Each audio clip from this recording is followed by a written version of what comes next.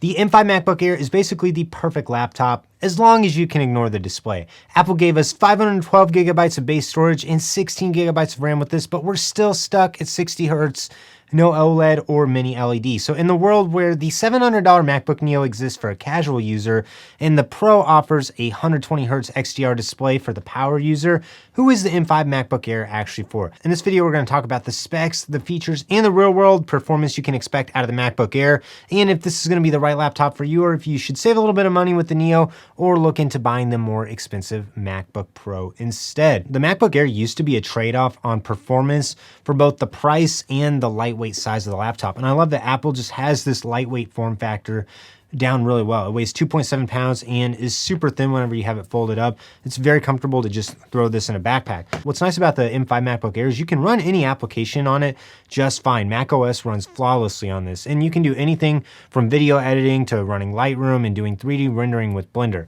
So editing in Final Cut Pro, everything felt super snappy. I had no issues with exporting high quality 4K videos, and I could export a 3-minute video to social media settings in about 1 minute and 32 seconds from the MacBook Air, and that's with a couple of different titles and video effects added as well. I also had no issues exporting a 30-minute video clip from this as well, and this is something that a computer like the MacBook Neo is really going to struggle with. I did some tests with Lightroom Classic though, and everything runs fine for just editing photos and adjusting exposure and white balance and stuff like that, but Lightroom is significantly slower on the Air than the Pro if you're going to export tons of images. If you're just exporting 200 photos or less, it's not going to be a very big deal for you though. This also ran Xcode and Blender just fine, and you can see my full list of tests on this with a link in the description below where I have an entire spreadsheet of all the different tests I ran on this and how fast they were able to be completed. Let's talk some of the other improvements of the M5 MacBook Air. Apple added its new N1 chip, which adds Wi-Fi 7 and Bluetooth 6 to the MacBook Air, which is just going to give you better wireless connectivity with better range and speed. And then on the Bluetooth side, it's going to consume less energy when you use Bluetooth.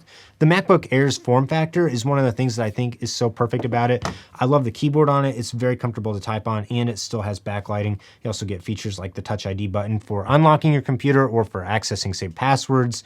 And you can also use it to pay with Apple Pay too, which is super convenient to access any of your saved credit cards.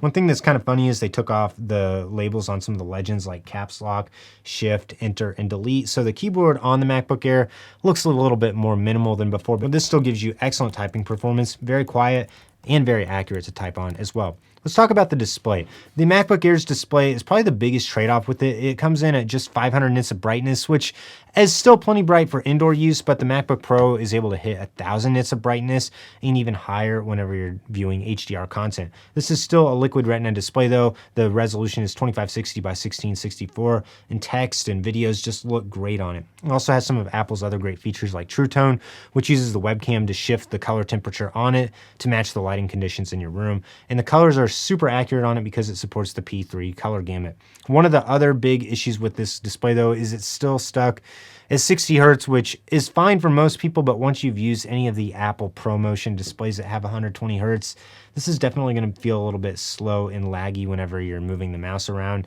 And if you really like to have that high refresh rate, 60 hertz just doesn't cut it. Also, this is still just a standard LED display. No OLED, no mini LED. Whenever you use this side by side with the MacBook Pro, you definitely notice the better color of the MacBook Pro, but I would say by itself, the MacBook Air display still looks really nice. It's just got a couple of those slight trade-offs. You can choose to get the MacBook Air in either the 13-inch or the 15-inch size, which I love that Apple has the 15-inch MacBook Air because you used to have to go get a 15 or 16-inch MacBook Pro, which got super pricey. It's only $200 more if you want to go from the 13-inch to the 15-inch display. That also is going to bump your GPU cores up from 8 cores to 10 cores for free. So I think that's a really great deal to get the larger display for just $200 more. And that's really going to be nice if you're running a lot of applications like Final Cut Pro where you have so many different things going on the display, different menus and settings you need to access at the same time. The 15-inch display didn't really benefit me much more for multitasking, but for using apps that have a lot of settings, that's when I feel like it's really nice to have. The M5 MacBook Air still has a headphone jack on the side, so thank you Apple for not getting rid of that. You also have a MagSafe port for recharging it, or you can also recharge it from either of the Thunderbolt 4 ports. So this is going to work great with external displays or docking stations. You can use any adapter you want with the USB-C Thunderbolt 4 ports on it. You can also run dual external displays from the M5 MacBook Air, so super versatile computer. Apple hasn't changed much else with the form factor of this, as the same webcam as last year. It does have center stage and desk view though, which is super nice. The M5 MacBook Air's webcam isn't perfect, but I'd say it still looks really great for webcams. You got the notch on the display, and there's also a little green dot to show you where the webcam is, so I find it's really easy to make eye contact with it as well. And the built-in microphone on it also doesn't sound too bad either, so I think this is going to be a great option, even if you want to use this for a bunch of video calls. If you use it with lights like I'm using right now, then the quality on it is going to look even better than if you're just using it in a standard ceiling lit room. Even though the MacBook Air is slim and lightweight, I also found the speaker quality on it still sounds pretty good. So if you want to watch movies or listen to content or YouTube videos on this, it's going to be a great option for that. But the audio quality on it's definitely not quite on the same level as the MacBook Pro. And of course, if you use it with AirPods or external speakers, you're probably going to get better sound quality than you get with the M5 MacBook Air, but it still sounds just fine on its own. Let's talk about charging and battery life. Apple promises up to 18 hours of battery life on the MacBook Air, which is a little bit lower than the MacBook Pro. In the real world, you're definitely not going to hit that, but I found this has plenty of battery life, even for all day use. And this can be charged at up to 70 watts of power. Stock, this does come with Apple's 40-watt dynamic charger, and that charger is actually able to bump the power level up to 60 watts for a little bit to help top the battery off faster whenever it's lower. So it's nice that that charger gives you a little bit of extra juice while still being pretty small. This also does include the MagSafe cable in the box, which is a standout feature for sure. This computer is available in several colors like Midnight, Silver, Starlight, and Sky Blue. Midnight looks really nice, but picks up fingerprints really fast, so Sky Blue is my personal favorite. There's a couple of upgrades you can choose when you go to buy the MacBook Air. It starts at $1,100, and the first upgrade you get to choose from is if you want to go up from the stock 8-core GPU to the 10-core GPU. And I did find from my tests using some of the other models of it, the 10-core GPU definitely performs a little bit better for things like exporting photos and exporting videos on it. But if you choose to upgrade this to 24 gigabytes of RAM, it's just going to push the price up to $1,300. And it's going to give you that 10-core upgrade for free. So I would say don't just get the 10-core upgrade by itself. Only get that if you're going to go up to 24 gigabytes of RAM instead. Or you can also go up from the 512 gigabyte SSD to the 1 terabyte for $1,300 as well. You can upgrade this anywhere from 16 gigs of RAM all the way up to 32 gigs of RAM, and you can go from the 512 gigabyte stock SSD all the way up to 4 terabyte SSD, which is definitely going to cost a pretty penny. I would say for most users, the stock configuration is going to be just fine. But if I was going to pick just one thing to upgrade, I would pick the RAM, because for me, the difference from a 512 gigabyte SSD to 1 terabyte is really not going to be enough for me to handle all my video editing projects. You're still probably going to have to use an external SSD with this, but the 24 gigabytes of RAM is something you can't expand with a USB port on it. And I'll have links to some of my favorite accessories for this MacBook Air, like my favorite SSDs, power banks, and other docking stations, all in the description below as well. If you've been thinking about buying an M5 MacBook Air, you might be tempted to buy a MacBook Neo instead. This starts at just $600 for the 256 gigabyte version, but I would argue you really need to get the 512 to get the Touch ID button and to double your storage to 512 gigabytes. So this one's going to be about $400 cheaper than the MacBook Air. And with the MacBook Air, you get things like the backlit keyboard, a better trackpad, a slightly larger display, Thunderbolt ports instead of just stock USB ports. And it goes from 8 gigabytes of RAM on the Neo to 16 gigabytes of RAM on the MacBook Air, which is going to make this way better for multitasking or really for running any applications. The MacBook Air is way better than the MacBook Neo. I would say the only way you should buy the MacBook Neo over the MacBook Air is if you really have to save the money, and if most of your work is web or cloud-based instead of app-based. Or maybe if you're just gonna run one application at a time, like Microsoft Office or Pages or Numbers or something like that, then the Neo would be just fine for you. But the M5 MacBook Air is the kind of computer you can buy and keep for 5 to 10 years, as long as you're not using it for crazy intensive things. But even if you are using it for more intensive tasks like video editing, it can handle that just fine. And the MacBook Neo really struggled with things like exporting longer videos. I was just hitting limitations with the MacBook Neo a lot faster than I was hitting limitations with the MacBook Air. So I would really push most people to buying the MacBook Air instead of the MacBook Neo. And if you want to see my full comparison between these, I'll have links for that video in the description below as well. The M5 MacBook Pro is also another excellent laptop, but if you go all the way up to buying this one, you're going to be spending about $600 more than you would be spending with the MacBook Air. And I found the main benefits of the MacBook Pro are actually in the improved display quality, the fact that you get the 120 hertz ProMotion display on it, the trackpad's a little nicer, the speakers are a little bit nicer, the microphone quality is a little bit better. So there's just a lot of subtle improvements with this. Also, this one has an extra Thunderbolt port and an HDMI port and an SD card slot, which may or may not be a big deal to you.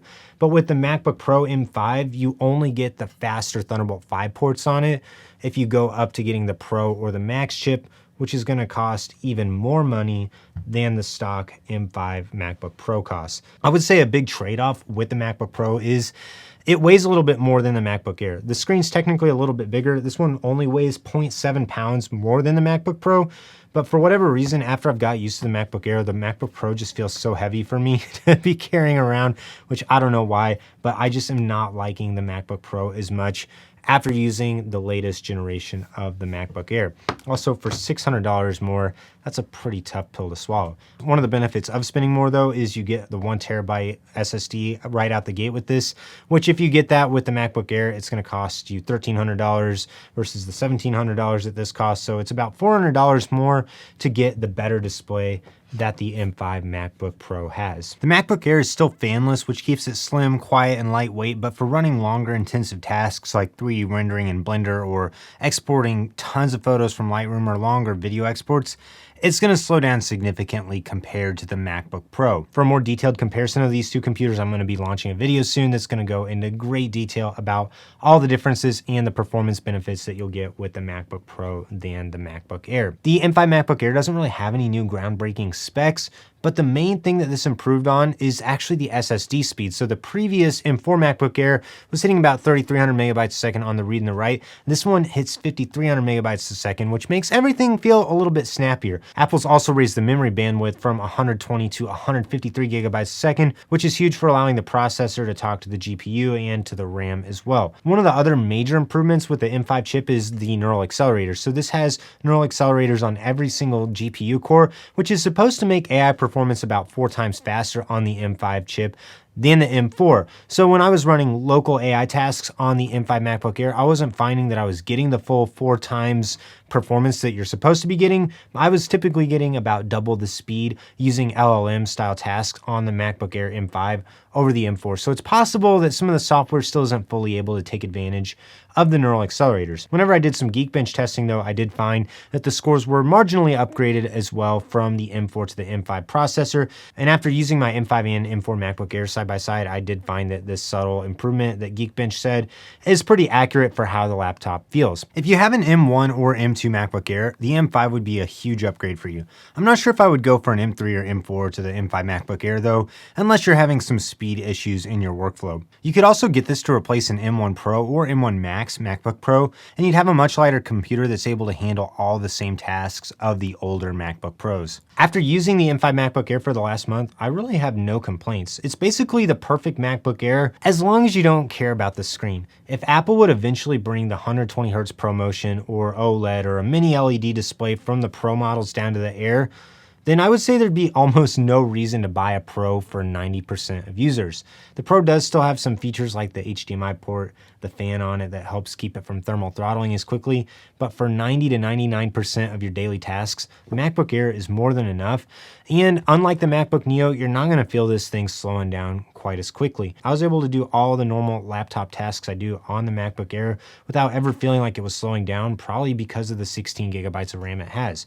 My most recommended upgrade for the MacBook Air though would be going from 16 gigabytes to 24 gigabytes of RAM. From a lot of my comparisons, the 24 gigabytes really does make a big difference, especially for things like Adobe applications, or if you do want to run any local AI software on it, that's also going to be a huge improvement. So overall, I really like the M5 MacBook Air. I think all Apple has left to do with this is to take the better display quality from the Pro, or maybe even take the iPad Pro's display technology, shove it into the MacBook Air. This would be just about a perfect computer. If you're interested in buying an M5 MacBook Air, I'll have links for my favorite models in the description below. If you need any personalized advice about which one to buy, visit my website, adamtalks.tech/Mac, where I'm happy to give you personalized Mac buying advice. Like this video, subscribe to the channel so you don't miss out on any upcoming content.